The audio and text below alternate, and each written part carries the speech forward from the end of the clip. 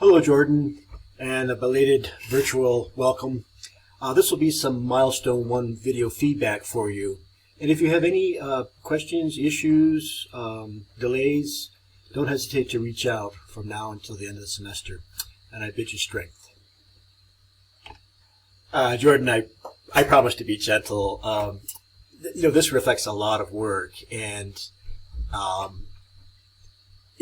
there's so many details and subtle changes, to your imagery. You've started to think about the type.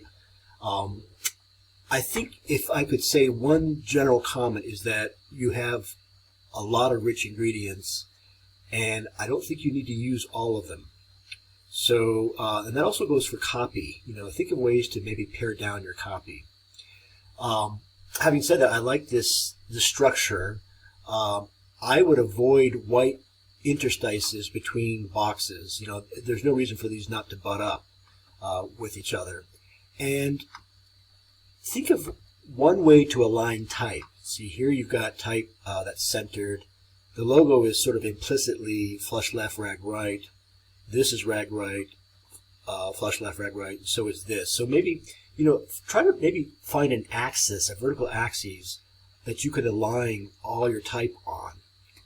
And think about visual hierarchy. What do you want the person to see first?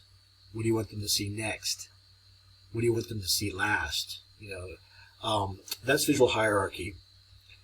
I would pare down the number of type sizes you've got. And I probably wouldn't outline the logo. Just see what it looks like without the outline. It does, the drop shadow is nice, I think, but I'm not sure you need the outline. Okay, and this is very subjective, you have to understand. I hope that wasn't too bruising for you, but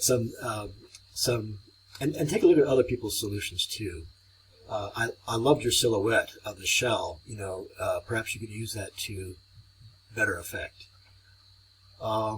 Sketch. You've got all the ingredients. Move them around, scale them up or down, omit some, add some, and take some screenshots so that we can get a record of your creative process. Jordan, I don't mean to alarm you, but was this done in Photoshop? At this point, you should be migrating to Illustrator for your print ad, and it's not a hard task to do. If you've done it in Photoshop, see, this is the only one I've got. It's not hard to do. I think you can drag and drop layers from Photoshop into Illustrator. Just make sure you get the vector version of the logo.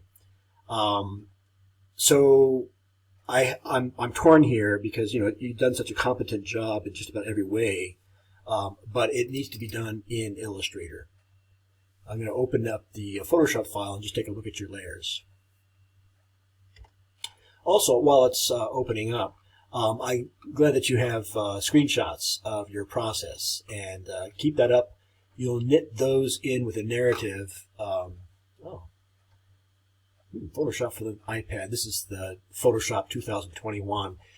Your opening screen should look like this, I guess. I just downloaded it today, this morning. Yeah, so here it is in Photoshop. And the interface is very similar to Illustrator. It really is no different. I'm thinking that you can drag and drop layers from Photoshop and Illustrator. But in any case, you probably will want to recreate this. Be careful about your type running so close to the trimmed edge. Remember, magazines are trimmed. So, just don't hesitate to reach out. You've done a great job. You're very skilled with Photoshop, and it really won't take much to reinterpret this in Illustrator.